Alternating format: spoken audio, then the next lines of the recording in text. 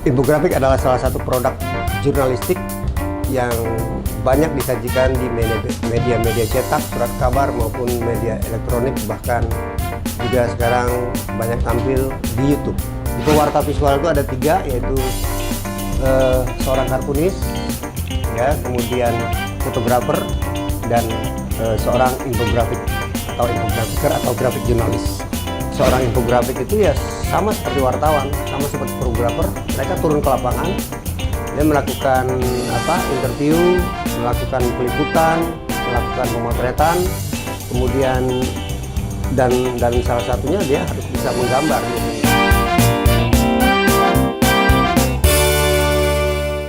Halo mitra fotografi dimanapun Anda berada, jumpa dengan saya Taufan Arifin di channel Ngopi di Halaman.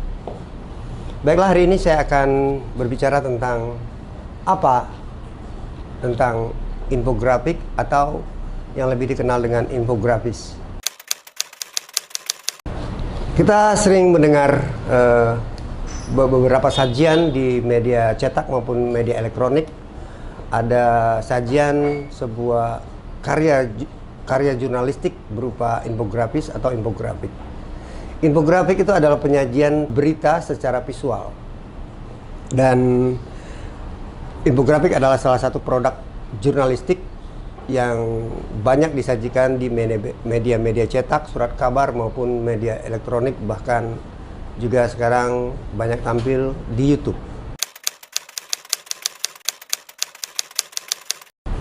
Oke, ada hal-hal yang mendasar dalam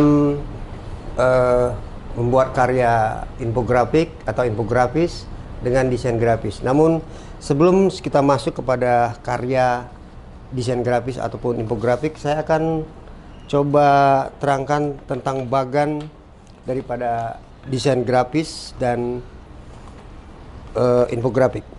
Jadi ada tiga bagan pekerjaan, yaitu ada informasi, ada jurnalistik, juga ada visual. Gabungan antara informasi dan jurnalistik inilah yang menjadi profesi sebagai seorang reporter atau wartawan. Jadi ada ruang kerja daripada jurnalistik sama informasi menjadi profesi seorang wartawan. Lalu kemudian ada bidang visual. Antara visual, bidang kerja visual dan bidang kerja jurnalistik itu menghasilkan sebuah profesi seorang fotografer. Dan yang ketiga adalah bagian kerja dari informasi dan visual itu adalah profesi desain grafis. Jadi desain grafis itu lebih kepada informasi dan visual, tidak ada unsur jurnalistik. Makanya dia bukan merupakan produk dari jurnalistik. Nah, sementara infografik dia mengambil ketiga potongan: jurnalistik, informasi, visual, dan itulah profesi sebagai infografik atau yang lebih dikenal dengan grafik jurnalis, atau di Indonesia itu dikenal dengan sebutan pewarta visual. Di pewarta visual itu ada tiga, yaitu seorang kartunis, ya, kemudian fotografer, dan seorang infografik atau infografiker atau grafik jurnalis.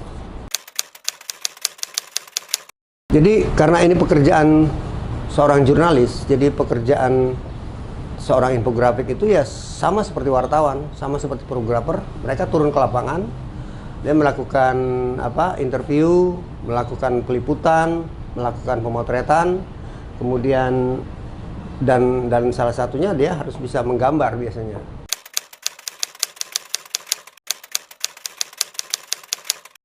Ya, itu yang seperti saya jelaskan tadi, bahwa kalau pekerjaan atau membuat sebuah karya desain grafis itu dia tidak terkena dengan kaitan kerja dari seorang jurnalistik. Biasanya mereka kebanyakan desain grafis itu dia duduk di belakang meja.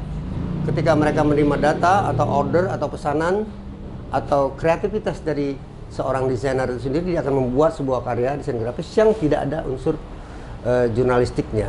Nah, sementara infografik itu melakukan hal-hal yang dilakukan oleh wartawan atau fotografer yang meliput di lapangan, kemudian dia interview, dia mengkolek data, kemudian satu lagi tambahan bahwa dia juga harus bisa membuat sketsa ataupun menggambar.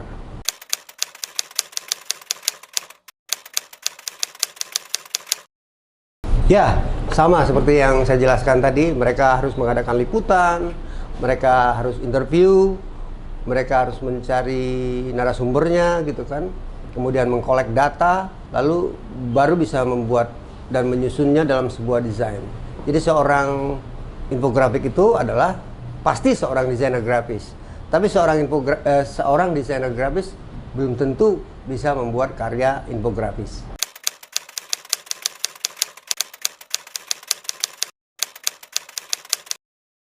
Jadi kalau fotografer itu berangkat dari rumah, dia sudah pasti berpikir apa yang akan dia temuin hari ini, dari rumah hingga mencapai kantornya.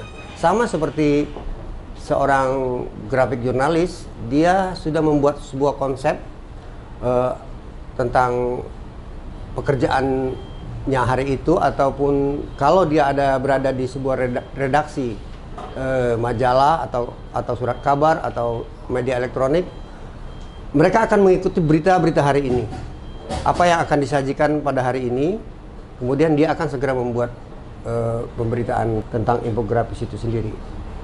Jadi yang pertama, yang jelas mereka akan mengumpulkan data-data, dan dia juga harus mengikuti perkembangan berita hari itu, apa yang akan disajikan oleh media esok harinya. Itu dia sudah harus mempunyai sense terhadap pemberitaan yang lagi tren atau lagi viral atau sedang populer.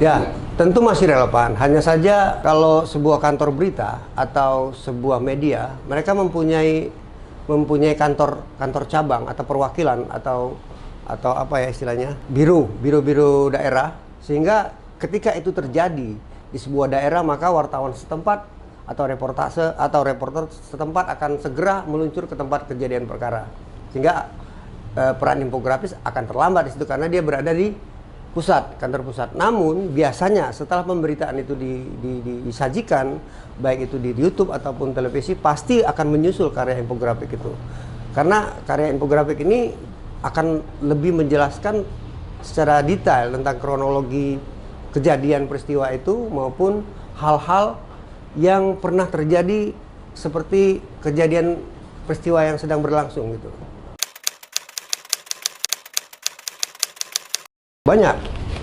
Jadi karya-karya infografis itu sebetulnya banyak sekali. Ada tentang timeline, ada tentang news, ya, ada juga tentang standalone, ada juga grafik tentang yang berkaitan dengan data statistik, ataupun sebuah liputan khusus tentang flora ataupun fauna. Saya ada contoh di sini tentang infografik yang bersifat tidak news gitu loh. Di sini tentang bagaimana sepatu hak tinggi itu ya. Sepatu hak tinggi bahwa akan menimbulkan varises dan lain sebagainya. Nah, yang bersifat news seperti ini, umpamanya terjadi Boeing 737-400 Adam Air menghilang. Nah, disinilah sebuah karya infografis yang disajikan dengan berita news tadi gitu. Jadi antara news dengan berdiri sendiri dengan data statistik, mereka akan berbeda.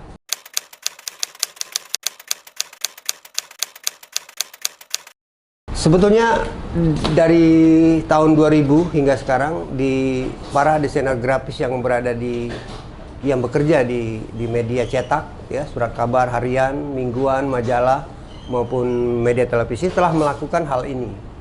Nah, yang mungkin perlu saya jelaskan bahwa seperti yang saya terangkan pertama tadi, bahwa karya grafik jurnalistik itu adalah sebuah produk jurnalistik yang mereka harus turun ke lapangan, yang mereka harus melakukan survei, yang mereka harus melakukan pengumpulan data dari narasumbernya.